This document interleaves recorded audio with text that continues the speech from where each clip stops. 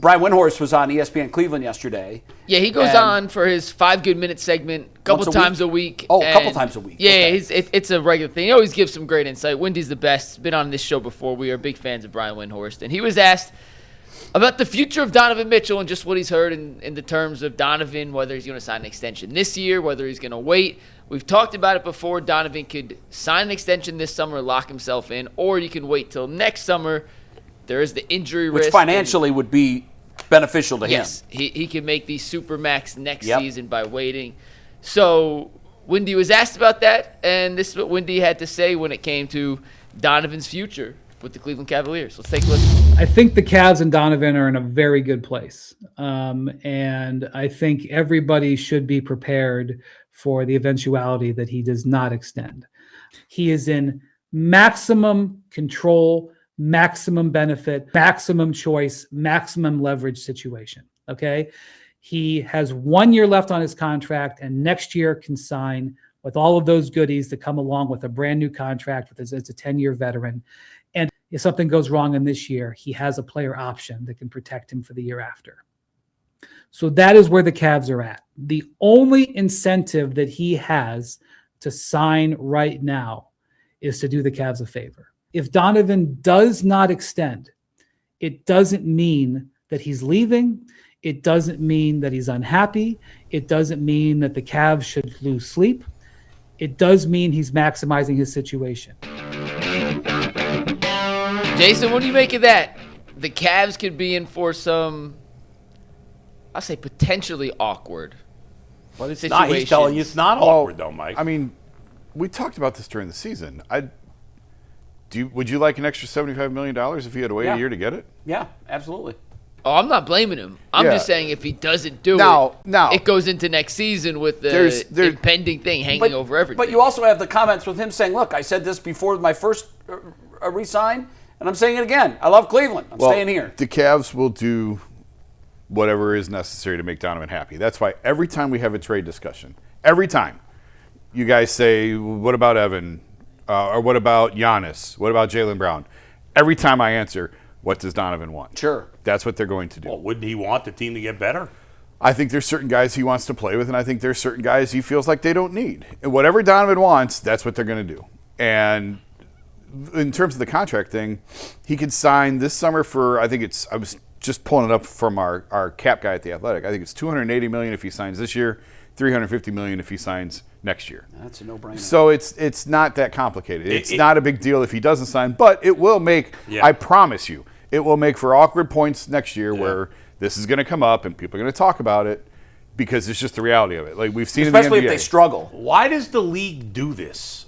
It's stupid. It's not good for the sport. This is almost like a loophole. It's kind of a loophole for players because once you hit it's 10 years, you get a bigger piece of the pie. Right. And so players can structure their contracts in a way. Carmelo Anthony was terrible at this. LeBron was great at it. Structure your contracts in a way where you can get out and get back in when you're eligible for bigger pieces of the pie. Mm-hmm. And that's all this is. It's just it's manipulating your timing so that if you're already locked in, if he was already locked in beyond the 10-year mark, he would miss out on all that money for nothing. So it's just how would he survive? I know. Yeah, but it's still, you don't want to leave money on the table. These agents have figured out how to dance around that. I'm just saying and they structure league, it so they can get the most when they can. I just wish the league would make it more advantageous for guys to sign earlier. Well, the league has done everything they can in terms of incentivizing guys to stay with their current teams. Yeah. That's why, when is the last time we had a discussion about like such and such team cleared all of this cap space? Right. Remember that was the big thing. It was always clear. Not anymore. It was always Brooklyn has 2 max slots now to offer. Right. Nobody goes to free agency anymore. No. They sign with their current. Kevin Durant did this. You sign with your current team, you get all your money, and then you force your way out. Right. So the idea of like, I mean, I'm not going to say it's never going to happen again, but the idea of guys leaving in free agency isn't what it was. It won't be the norm. 10 years ago. Right. Because the way the league is structured this, it incentivizes guys to take the money from your current team and then figure out your logistics of where you're going to play later. Yeah. I think this will play, the headline will read, Mitchell opts to wait and doesn't want to sign the extension. And I think that'll make a lot of people nervous. And then it will cause some chatter. Does Donovan want out of Cleveland and all of that? But if you view it for what it is, it's exactly what Jason said. Why would you sign today? It's financially disadvantageous. Yeah. A disadvantage to go ahead and sign now and leave all of that money on the table. He's protected by his current contract. Right. So if there's he's covered. Some sort of injury, he's covered. He's covered. Right. He's made enough money that what would be, even if he did. I mean, it doesn't matter how much you made. Yeah, they don't look at it that way. If someone's going to offer you an extra $75 million, but I'm saying you're going to take it. just saying there's no I risk. know what you mean. I know what you mean. Yeah. And that's the way we would look at that. Yeah. But I think the way they are looking at it as, your window is so short. I read this morning that Floyd Money Mayweather, the guy who for I think 2 consecutive years was the highest earning pro athlete on the planet, is broke. Well, he's an idiot. Broke. There's no excuse for being broke. I know, but when you made that much money. That's the cautionary tale. Yeah. Mike Tyson made all of that money, went broke more than once. So I think what it is, and I'm not suggesting for a second that Donovan Mitchell is ever going to be in that space, but it's a cautionary tale that the agents tell the players, look, your window is X to X years long. You could make this number or you could make that number. And over the course of a 14-year career, that second number is much larger. Well, let's go for that one. I get it. I'm not saying he shouldn't try to get. I know what you mean, though. I just mean he's covered. He's covered. Even if he did get hurt, he's got plenty of money. There's no risk in not wait. That's why you wait because you know you're going to get that money, and even if you don't, you're fine. You're okay. Yeah. You might as well wait for the extra money. There will be chatter when he doesn't sign. Yeah, there will be chatter, And I hear what you're saying about the awkwardness, but I think the Cavs are probably in a pretty good space. The very first thing Wendy said was Donovan Mitchell and the Cavs are good. It's fine.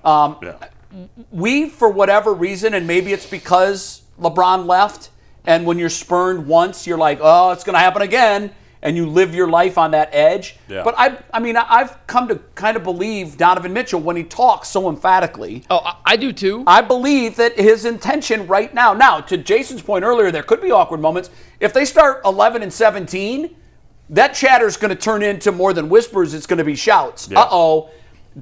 Donovan Mitchell staying in Cleveland's life depends on them turning this around and figuring this out. It could turn into, and I'm not saying it will, I'm just saying it could turn into a situation where that is the weird cloud hanging over everything the entire season. Yeah. And in a perfect world... And that's on the Cavs to make sure that doesn't happen. Agreed. And in a perfect world, he gets all... And by the way, I want Donovan to get every dollar he can. I do too. I always look this for the is players nothing to get about... everything they can. And anyone saying he should do what Brunson did and take less...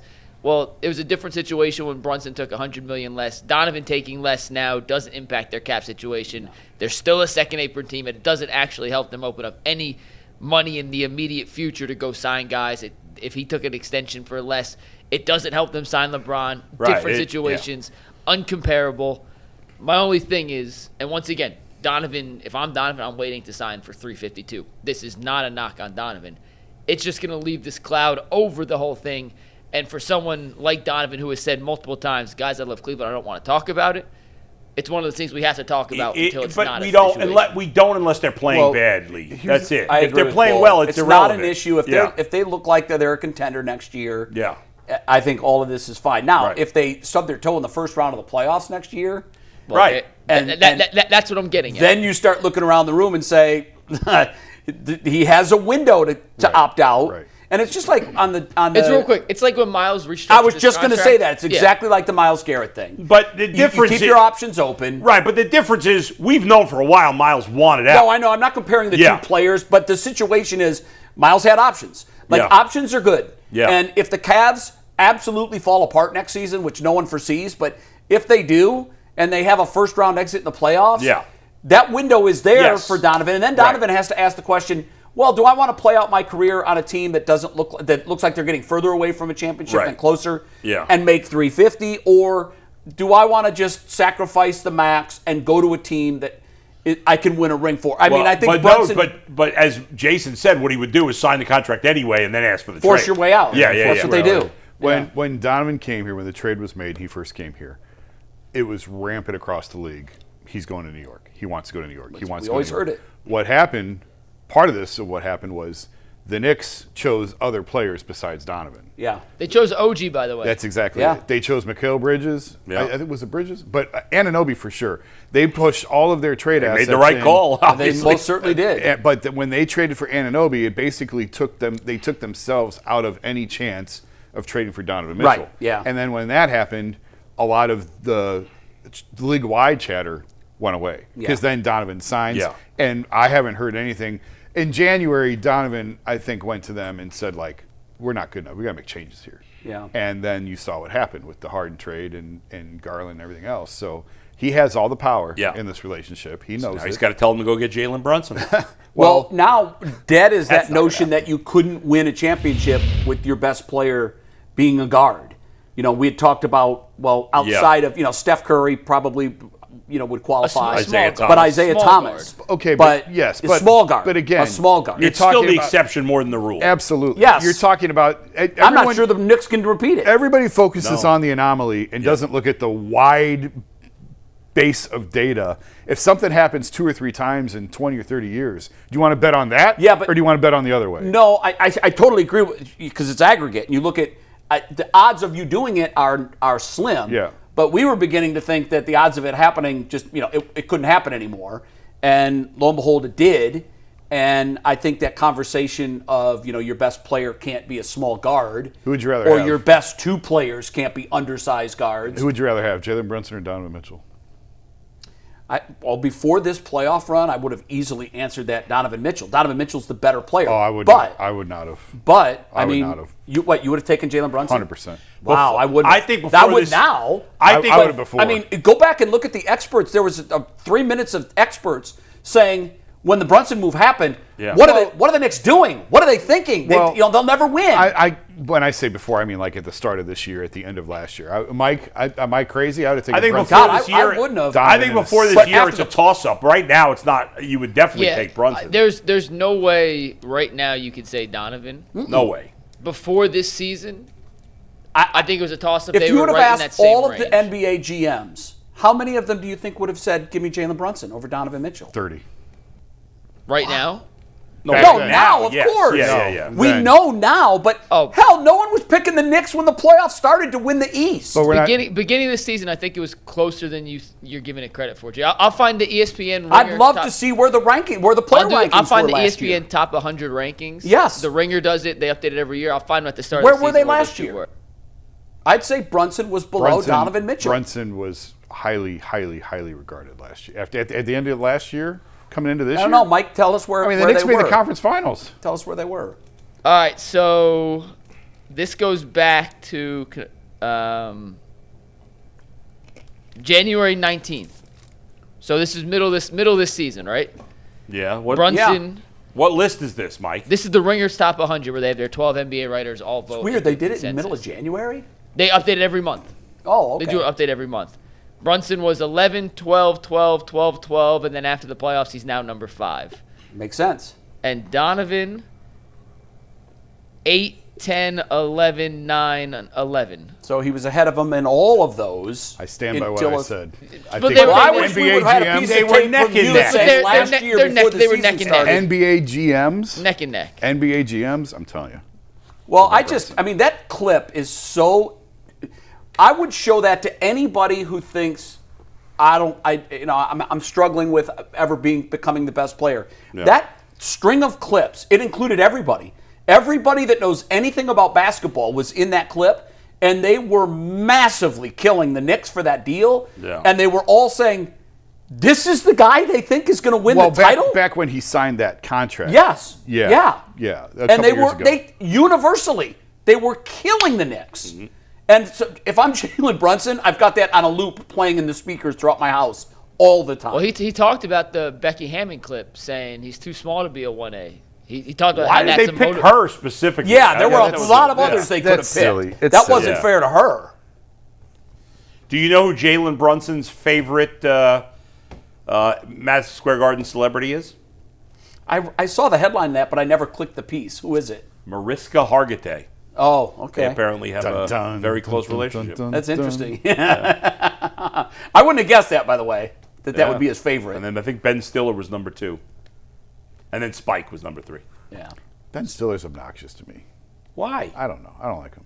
He's been there forever. He's not a bandwagoner. I don't like him. I had nothing to do with the Knicks. I think he's really funny. I don't like him. I've heard he's not the nicest guy. I don't know. Yeah, that's what I've heard about him, I don't too. know about Not that. a nice person. I have not heard that. But He used to be very funny. Some of his early... I love some of his early movies. Dodgeball was absolutely the character that he played in that. All the Fockers movies, Meet the Fockers, fantastic. And all that were great. Yeah, fantastic. Yeah. But, comedians are funny when they're 30 and 40. And then they become Chevy Chase and Will Ferrell. Like George Carlin was funny. Will Ferrell? Well, he was different, though. He was just a stand-up guy. Hang on, you broke my heart. You put Will Ferrell in the Chevy Chase category? The guys that make the movies. What has Will Ferrell done? I just mean he's got a new show coming out in a couple of weeks. I'll be curious to see. I just mean Chevy Chase is one of the most miserable human beings on the planet. Well, you talk about, and a lot of comedians are. Oh, I know. I've talked to some of them about this. They all say the same thing. They're all miserable. We're all psychotic. Yeah. And they're not the nicest people. Eddie Murphy. I met Will Eddie Ferrell Murphy's once, not funny and his anymore? publicist had to apologize afterwards for his demeanor. Really? Yeah. First of all, he and Mark Wahlberg were doing a movie together. I can't remember what it was, and they both came in to do I heard an Mark interview Wahlberg's at a ESPN. D-bag too. No? Mark Wahlberg couldn't have been nicer. Oh, okay. And it was such a juxtaposition because we ended up having to extend the segment. We had to take a commercial break after we on the fly. We're like, Will's not going to make it. We're just going to do Mark. Yeah. And then in the commercial break, Will shows up. And he comes into the studio, doesn't apologize for being late, was not happy at all, was miserable to be there, wasn't particularly good in the interview. Oh, wow. And when we stood up, everybody was shaking hands, and Mark kind of looked at me like, wow. Like, sorry. Yeah, but the publicist went out of her way afterwards to say, yeah, it's just been a rough day. But he hasn't been funny in movies. He was in a long cool. time. Vince Vaughn also. I met him at a Lakers game. He was cool. He was fine. Denzel Washington used to watch all the Lakers games from the Cavs or from the media workroom. Really? Yeah. You met Denzel? Yeah. He'd sit in the Wait, why? I don't know. That's fascinating. He'd sit in the media workroom and eat popcorn. See, now that's my kind of celebrity. They're not there to be seen. Yeah. So he's you there talked because to him? he's interested. How have you never said this before? Especially when the guy's the greatest American actor right now. I would agree for the last with that. 20 years. Especially when Tyvis claims to be, related. his long lost son. No, he would just sit in the workroom because at Staples or whatever they call it now, there's like a big media dining room. Yeah. It's where it wasn't really the workroom is off the dining room. Yeah. He'd just sit at the table at the dining room. I love that about him. And he'd That's eat great. popcorn and watch the game. I've seen interviews with Denzel. He seems amazingly grounded. I don't know why you wouldn't just sit at home and watch it if you're going to go to the arena. Yeah. He probably wants to feel the atmosphere in the building. Even if you're not in the arena or the bowl, you can. I saw him. I know I've seen him do it at least twice. That's funny. And we were there once a year, and at least twice he was in the dining room eating popcorn, watching Lakers, Cavs. All right. Good.